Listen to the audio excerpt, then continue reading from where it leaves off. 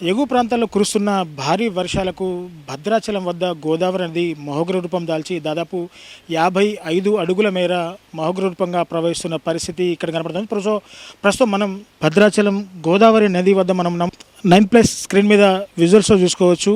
So Godavari 55 అడుగుల వద్ద మహోగ్ర రూపంగా ప్రవహిస్తున్న పరిస్థితి ఇక్కడ మనకు కనబడుతుంది. సో పూర్తిగా ఎగువ ప్రాంతాల్లో భారీగా వర్షాలు కురుస్తుండడం, పూర్తిగా అటు శ్రీరామ్ సాగర్ కావచ్చు, మేడిగడ్డ ప్రాజెక్టు కావచ్చు, అక్కడి నుంచి కూడా భారీగా వరద నీటిని విడుదల చేయడంతో ఇక్కడ వరద ఎక్కువగా పెరుగుతుంది. సో పూర్తిగా ఉదయం 7 గంటలకు దాదాపు 54 అడుగుల వద్ద ప్రవహించిన గోదావరి ఇప్పుడు 55 అడుగుల మేర దాటి ప్రవహిస్తున్న పరిస్థితి కనబడుతూ ఉంది. పూర్తిగా 3వ ప్రమాద హెచ్చరిక కూడా పూర్తిగా అమలు. సో ప్రస్తుతం భద్రాచలం వద్ద గోదావరిలో 15.40 లక్షల క్యూసెక్కుల వరద నీటిని కిందకి వదులుతున్న పరిస్థితి ఇక్కడ మనం చూసుకోవచ్చు. పూర్తిగా ఈ వరదకి కళ్యాణకట్ట, అలాగే స్నానాల ఘట్టాలు, విద్యుత్ స్తంభాలు కూడా పూర్తిగా మునిగిపోయిన పరిస్థితి కనబడుతోంది. సో వరద ఉధృతితో పలు మండలాలకు రాకపోకలు పూర్తిగా నిలిచిపోయాయి. చెర్లలోని తూరుబాక వద్ద రోడ్డుపైకి వరద నీరు చేరింది.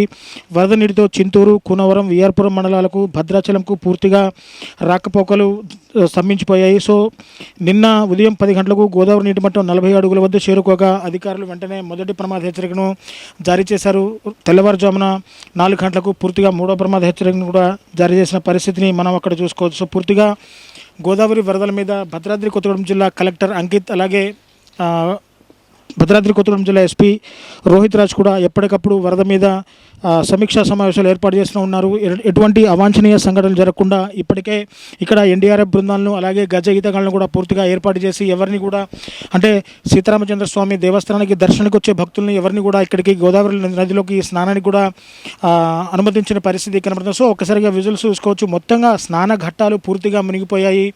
కళ్యాణ కట్ట మునిగిపోయింది. విద్యుత్ స్తంభాలు, అంటే దాదాపు 30-40 అడుగులున్న విద్యుత్ స్తంభాలు కూడా పూర్తిగా ఇక్కడ నీళ్ళలో మునిగిపోయిన దృశ్యాలు మనం ఇక్కడ చూసుకోవచ్చు. సో పూర్తిగా బ్యాక్ వాటర్తో ఇప్పటికే చాలా గ్రామాలకు వాహన రాకపోకలు పూర్తిగా స్తంభించిపోయాయి.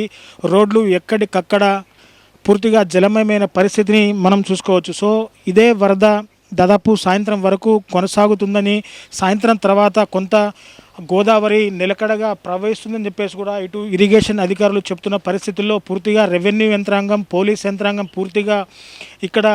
పూర్తిగా పహారా కాస్తుందని చెప్పాలి. ఎందుకు అంటే ఇక్కడ ఎటువంటి అవాంఛనీయ సంఘటనలు జరగకుండా, ఎటువంటి ప్రాణ నష్టం జరగకుండా, ముఖ్యంగా ప్రాణ నష్టం జరగకుండా చూసుకోవడం పోలీసుల బాధ్యత. కాబట్టి ఎప్పటికప్పుడు ఈ వారధి మీద దాదాపు చాలామంది పోలీసులు కూడా ఇక్కడ విధులు నిర్వహిస్తున్న పరిస్థితి కనబడుతుంది. ఎవరన్నా ఫోటోలు దిగడానికి వచ్చిన భక్తుల్ని కూడా కనీసం కిందకైతే అనుమతించని పరిస్థితిని మనం చూసుకోవచ్చు. సో మొత్తంగా ఇప్పటికే చాలా ఏరియాలు ఎఫెక్ట్ అయిన పరిస్థితిని మనం చూసుకోవచ్చు. సో మొత్తంగా ఇటు పునరావాస కేంద్రాలు కూడా చాలా ఏర్పాటు చేశారు. సో పునరావాస కేంద్రాలకు కూడా ఇటు ముంపు ప్రాంత ప్రజల్ని పునరావాస కేంద్రాలకి తీసుకొని వస్తున్న పరిస్థితిని మనం అక్కడ చూసుకోవచ్చు. సో ఏదేమైనా ఈరోజు సాయంత్రం వరకు కూడా భద్రాచలం వద్ద గోదావరి నది నిలకడగా వరద ప్రవాహం ఉంటుంది. సాయంత్రం తర్వాత తగ్గుముఖం పట్టే అవకాశాలు చాలానే ఉన్నాయని చెప్పేసి కూడా ఇటు అధికారులు చెప్తున్నారు. సో భద్రాచలం నగరంతో పాటు ఉమ్మడి ఖమ్మం జిల్లా వ్యాప్తంగా వర్షపాతం లేకపోవడంతో ఇటు భద్రాచల ప్రాంత వాసులు ఊపిరి పీల్చుకున్న పరిస్థితి ఇక్కడ కనపడుతోంది. అంటే ఇక్కడ నుంచి వచ్చే వాటర్ని కూడా స్లూయిజుల ద్వారా ఇటు గోదావరి నదిలోకి డంప్ చేస్తున్నారు. సో పూర్తిగా ఎక్కడ కూడా నీరు నిలబడకుండా ఎప్పటికప్పుడు అధికారులు చర్యలు తీసుకుంటున్న పరిస్థితి ఇటు భద్రాచలంలో కనబడుతుంది. సో ఇది ఇక్కడ నుంచి భద్రాచలం గోదావరి నది మీద ఉన్న అప్డేట్స్. కెమెరా పర్సన్ హరిప్రసాద్తో రిపోర్టర్ దేవేందర్, 9+ న్యూస్, భద్రాచలం నుంచి.